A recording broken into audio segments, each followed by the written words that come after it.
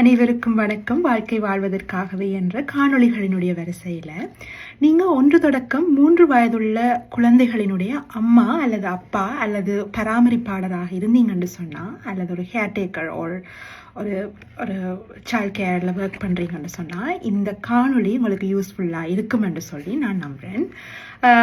இந்த காணொளிக்கான காரணம் என்னன்னு சொல்லி சொன்னால், பேரண்டிங் அல்லது சைல்ட் கேர் என்று சொல்லப்படுகிற விஷயம் உண்மையில் ஒரு நல்ல ஹாப்பியான விஷயமாக, ஒரு இன்ட்ரெஸ்டிங்கான ஒரு எக்ஸ்பீரியன்ஸாக இருந்தாலும் அதே நேரத்தில் ஒரு சேலஞ்சிங்கான ஒரு லேர்னிங் எக்ஸ்பீரியன்ஸாகவும் இருக்கும் என்றது உண்மையான விஷயம். அதாவது நாங்கள் நிறைய விஷயங்களை கற்றுக்கொள்கிறோம்.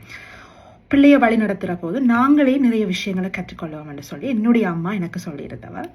அப்போ அதன் அடிப்படையில் இன்றைக்கு எத்தனையோ புக்ஸ், எத்தனையோ புத்தகங்கள், எத்தனையோ வழிகாட்டுதல்கள் இந்த உலகத்தில் இருக்குது. நிறைய விஷயங்களை நாங்கள் தேடி படிக்கலாம். இன்றைக்கு மாறிக்கொண்டிருக்கின்ற இந்த சமூக மாற்றம், தொழில்நுட்பத்துக்குள்ளே வருகின்ற இந்த ஏஐ, ஆர்டிஃபிஷியல் இன்டெலிஜென்ஸ், இப்படி கணக்கு விஷயங்கள் இன்றைக்கு ஒரு ஜெனரேஷனையே மாற்றிருக்கு. ஜென்சின்னு சொல்லி நாங்கள் கதைச்சு கொண்டிருக்கிறோம். எப்படி இருந்தாலும் குழந்தைகளினுடைய அடிப்படை தேவைகளும் அவர்களினுடைய உரிமைகளும் சரியான விதத்தில் கொடுக்கப்படுகிற போது, அதை மதிக்கிற போது அவர்கள் ஒரு நல்ல ஒரு பிரஜையாக உருவாகுவார்கள் என்று சொல்லி எங்களுக்கு தெரியும். இந்த காணொலியை நான் எதை கொண்டு சொல்கிறேன்னு சொல்லிச்சோன்னா, ஒரு புக் கொண்டு பாசிட்டிவ் சைல்ட் கைடன்ஸ் என்று சொல்லப்படுகின்ற அமெரிக்காவில் எழுதப்பட்ட ஒரு நூலை ரெஃபர் பண்ணி தான் நான் சொல்கிறேன். இதில் ஒவ்வொரு வயது பிரிவினரையும் எப்படி கைட் பண்ண வேணும், அவையோட பண்புகள் எப்படி இருக்கும், அவர்கள் எப்படி வழி நடத்த வேணும் என்று சொல்லி தனித்தனி பிரிவுகளாக இருக்குது. நான் இப்போ அதை ரீட் பண்ணி கொண்டிருக்கேன். அதில் முதலாவது பிரிவு 1 தொடக்கம் 3 வயதுள்ள குழந்தைகள் எப்படி இருப்பார்கள் என்று சொல்லித்தான் ஒரு விஷயம். இதில் ஒரு விஷயம் தெரிஞ்சு கொள்ள வேணும். அவர்கள் தாங்களாக ஏதாவது ஒன்று வெளிப்படுத்துறதுக்கு முதல் பெரியவர்களிட இருந்து, அதாவது பெற்றோர்களிடம் இருந்தோ அல்லது அவர்கள் பராமரிக்கிறவர்களிடம் இருந்தோ அவர்கள் கற்றுக்கொள்கிறார்கள். அதாவது ரிசெப்டிவ். அவர்கள் எக்ஸ்பிரசிவாக இருக்கிறத தவிர அவர்கள் பெற்றுக்கொள்றது கூடவாக இருக்கும். அப்படி என்று சொன்னால் இதுதான் மிக மிக சேலஞ்சிங்கான ஒரு பீரியட். ஏனென்றால் நாங்கள் என்ன கதைக்கிறோம், நாங்கள் என்ன செய்கிறோம்ன்றதை கொண்டுதான் அந்த குழந்தை கற்றுக்கொள்ள போகிறது. அன்கான்ஷியஸ், அதாவது அவர்களுக்கு தெரியாமல் நிறைய விஷயங்களை கற்றுக்கொள்ள போகுது. நீங்கள் ரெஸ்பெக்ட் ஒரு ஆளுக்கு கொடுத்தீங்கன்னா அந்த பிள்ளை அந்த ரெஸ்பெக்டை கற்றுக்கொள்ளும்னு சொல்லி சொல்லப்படுது. அதே நேரத்தில் இந்த வயதில் தான் நாங்கள் உடனே சொல்லுவோம், ஒரு இடத்துல நிற்குது இல்லை பிள்ளை, குழப்படி செய்யுது, இப்படியெல்லாம் சொல்லுவோம். அது அவர்களினுடைய இயல்பு. அதாவது இந்த வயது பீரியட்டை நாங்கள் சைக்காலஜிக்கல் ஸ்டேஜஸின் அடிப்படையில், அவர் கரெக்டர்ஸின் அடிப்படையில் அவர்கள் ஆட்டோனமியான, அதாவது தன்னிச்சையாக இயங்குகின்ற காலமாக கருதப்படுது. இந்த தன்னிச்சையாக இயங்குகிற காலத்தில் பெரியவர்கள் அவர்களுக்கு சரியான விதத்தில் ஊக்குவிப்புகளை வழங்கி சரியான வடிகால்களை ஏற்படுத்தி கொடுக்கிறது. உதாரணமாக நல்ல விளையாட்டுக்கள், அவர்களுடைய திங்கிங்குக்கு ஆன விளையாட்டுகளோ, அல்லது அவர்கள் ஏதாவது ஒன்றை ப்ராசஸ் பண்ணுகிறார்கள், ஒன்னோட லேர்ன் பண்ணி கொண்டிருக்கிறார்கள்னா அது ஒரு ப்ராசஸ், அது ஒரு செயற்பாடு. நாங்கள் உடனே எல்லாம் ஷிஃப்ட்டுக்கு உடனே தாவுறது எங்கேன்னு சொல்லி சொன்னால் ரிசல்ட்ஸில் அவருடைய பெறுபேறு என்னவாக இருக்குதுன்றது தாவரம். ஆனால் அந்த குழந்தைகள் அந்த செயற்பாட்டின் மூலமாகத்தான் கற்றுக்கொள்கிறார்கள். அதனால் என்ன சொல்லினோம் என்று சொன்னால், பெரியவர்களாக இருக்கிற இந்த நாங்கள் எல்லாரும் என்ன செய்ய வேணும்னா, குழந்தைகளினுடைய ப்ராசஸை தான் ஊக்குவிக்க வேணும். ஓகே, இதை வாசிக்க ட்ரை பண்ணு, அல்லது இந்த பில்டிங் பிளாக்ஸை கனெக்ட் பண்ணுறதுக்கு ட்ரை பண்ணு, அல்லது ஏதாவது ஒன்றை லேர்ன் பண்ண ட்ரை பண்ணு. அப்போ அந்த ப்ராசஸை ஊக்குவியுங்கோ என்று சொல்லப்படுகின்ற விஷயம் இருக்கு. இந்த ப்ராசஸை ஊக்குவிக்க இல்லை, அல்லது அந்த பிள்ளைக்கு நாங்கள் ஐயோ இந்த பிள்ளை குழப்படி செய்து கொண்டு இருக்கு, எந்த நேரம் பார்த்தாலும் கஷ்டமா இருக்கு எனக்கு, இப்படியான ஒரு நெகட்டிவான அஃபர்மேஷன்ஸ், நெகட்டிவான விஷயங்கள் அந்த பிள்ளைக்கு கொடுக்கறதுனால சில நேரங்களில் அந்த பிள்ளை வெட்கத்தை அல்லது மற்றவர்கள் முன்னிலையில் தன்னை ஒரு குறைவாக எண்ணக்கூடிய நிலைமை ஒன்று உருவாகும். அதை நாங்கள் ஷேம் or guilt என்று சொல்லுவோம்.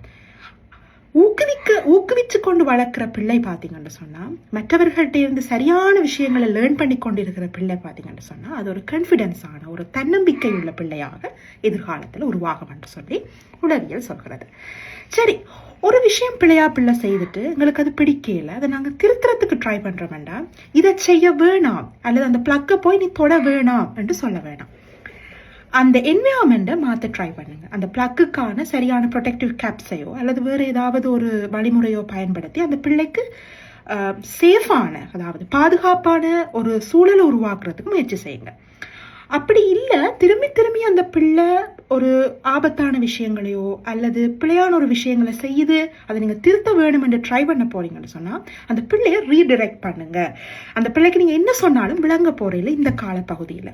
அதனால ஏன் நாங்கள் இதை ட்ரை பண்ணக்கூடாது, ஒரு வாங்க வேணும் அம்மாவோட அல்லது அப்பாவோடன்னு சொல்லி இன்னொரு செயற்பாட்டில் அந்த பிள்ளையை ஈடுபடுத்துறதுக்கு ட்ரை பண்ணுங்க என்று சொல்லப்படுது. 2 தொடக்கம் 3 வயது அல்லது 3 வயது உள்ள பிள்ளைகள் என்று சொன்னால் ஓரளவு மெச்சுவர்டான பிள்ளைகளாக இருப்பார்கள். அப்ப அவர்களுக்கு ஒரு கன்செப்டை, தங்களை சுற்றி ஒரு கன்செப்டை உருவாக்க தொடங்குவார்கள். அம்மா இப்படி, அம்மா செய்யற செயற்பாடு சரி, சரி பிழை, குட் ஓ பேட், இப்படியான விஷயங்களை அவர்கள் உணர தொடங்குவார்கள். ஆனா அவர்களுக்கான அனலிட்டிக்கல் திங்கிங், அதாவது ஒன்றை ஆராய்ஞ்சு அம்மா இப்படி செய்யற, அம்மா என்ன புத்தகம் வாசிக்க சொல்றா, ஆனா அம்மா செய்ய இல்லை, அப்ப நான் போய் அந்த அம்மாட்ட கேள்வி கேட்கலாமான்ற ஒரு நிலைமை பிரைமரி ஸ்கூல்ல வந்துடும். ஆனா 1 to 3 இயர்ஸுக்குள்ள அவர்களுக்கு அப்படியான டெவலப்மெண்ட் வராது. எஸ் ஓ நோ, குட் ஓ பேட், இப்படியான ஒரு கன்க்ரீட்டான ஒரு திங்கிங் தான் அவர்களுக்கு உருவாக போகுது. அப்ப அந்த நேரத்துல நீங்க எனக்கு நீங்க செய்தது பிடிக்கல, நீங்க அந்த பிள்ளைய நீங்க அடிச்சது எனக்கு பிடிக்கல, பட் ஸ்டில் அம்மா லவ்ஸ் யூ என்று சொல்லி நீங்க சொல்லலாம். இப்படியான அந்த திருத்துற ஒரு 3 வயதுல, 1-2 வயதுல இப்படி திருத்தலாது, பட் 3 வயதுல நீங்க நான் பிள்ளையோட தான் இருக்கிறேன், still I love you, still I like you, but நீங்க செய்த விஷயம் எனக்கு பிடிக்கலைன்றதை நீங்க மரியாதையாக சொல்லலாம் என்ற மாதிரியான ஒரு கன்செப்டை இந்த புக் சொல்லி இருக்குது. அதே நேரத்துல சிறிய வயதிலேயே பிள்ளைகளுக்கு இந்த எம்பதி, அதாவது மற்றவர்களுடைய உணர்வுகளை புரிந்து அதற்கேற்ற மாதிரி நடந்து கொள்ளுகின்ற தன்மை, இந்த எம்பதி என்ற விஷயம் சிறிய வயதிலேயே பிள்ளைகளுக்கு இருக்கும். ஆனா அதை எப்படி டெவலப் பண்ணுவினோம் என்று சொன்னா அவர்கள் தங்களை சுற்றித்தான் அதை டெவலப் பண்ணுவினோம். என்ற அம்மா, என்ற அப்பா, என்ற விளையாட்டு சாமான், என்ற ஸ்கூல், என்ற டீச்சர், இதுகளில் தான் அவர்கள் கூட அக்கறையாக இருப்பார்கள். அப்படி என்று சொன்னா அவர்கள் எப்படி ட்ரீட் பண்ணலாம் என்று சொல்லி சொன்னால் நீங்க சில விஷயங்களை சொல்லி கொடுக்கலாம். இப்ப உங்களுக்கு அடிக்கிற மாதிரி, உங்களுக்கு அடிச்சா நோகிற மாதிரி மற்றவைக்கு அடிச்சாலும் நோகும், அல்லது உங்களை பேசினா உங்களுக்கு கண்கலங்குதல்லோ அதே மாதிரி மற்றவைக்கு அடிச்சாலும் உங்களுக்கு கண்கலங்கும். இப்படியான அவர்கள் சார்ந்த மாதிரியாக மற்றவர்கள் எப்படி உணர்வார்கள் என்பதை நீங்க அவர்களுக்கு சொல்லிக் கொடுக்கலாம். அப்படி இருந்தாலும் அவர்கள் ஈகோ சென்ட்ரிக்காக தான் இருப்பார்கள், பட் அது அவர்களுடைய நேச்சர், அதாவது அவர்களுடைய இயல்பு. எப்பவுமே தங்கள் மையமாகத்தான் அவர்கள் யோசிப்பார்கள், அது அவர்களுடைய இயல்பு என்று சொல்லி இந்த புக்ல சொல்லப்பட்டிருக்கு. அதாவது இந்த 1 தொடக்கம் 3 வயதுன்றது பாத்தீங்கன்னா ஒரு ஆட்டோனாமியான வயது. அவர்கள் நிறைய விஷயங்கள் செய்வார்கள். சில நேரங்களில் ட்ரை பண்ணி அவர்கள் பிழைச்சு போய் நிற்பார்கள், என்ன செய்யறதுன்னு தெரியாம இருப்பார்கள். ஆனால் ஃபர்ஸ்ட் அவர்கள் தான் ட்ரை பண்ணுவார்கள். அந்த நேரத்தில் நீங்க சப்போர்ட் பண்ணுங்க, அவர்களுக்கு ஒரு அஷூரன்ஸ் ஒன்றை கொடுங்க. அதாவது ஓகே, நீ இவ்வளவு தூரம் வந்திருக்கிற, இதை நாங்கள் இப்படி இன்னும் செய்தோம்னா இன்னும் ஓகே வரும்னு நீங்க அவர்களுக்கு ஹெல்ப் பண்ணுங்க. அப்படி செய்யறதுனால பிள்ளையினுடைய தன்னம்பிக்கை வளரும். அதே நேரத்தில் அவர்களுக்கு ஒரு சப்போர்ட் சிஸ்டத்தை கொடுக்கறதுனால இமோஷனலி ஒரு பேலன்ஸ்டான பிள்ளைகளாகவும் உருவாகி கொள்வார்கள் என்று சொல்லித்தான் இந்த புக்கில் சொல்லப்பட்டிருக்கு. எவ்வளவு தூரம் நாங்கள் பிள்ளைக்கு ரெஸ்பெக்ட் கொடுக்குறோமோ, அந்த பிள்ளையினுடைய உணர்வுகளை மதித்து நடக்கிறோமோ, அது மற்றவர்களுடைய உணர்வுகளையும் மதித்து நடக்கும் என்பதுதான் இந்த புக்கில் அந்த 1 to 3 years டாட்லர்ஸுக்குரிய ஒரு பாசிட்டிவ் கைடன்ஸாக நான் அவதானித்த விடயம். நன்றி, வணக்கம்.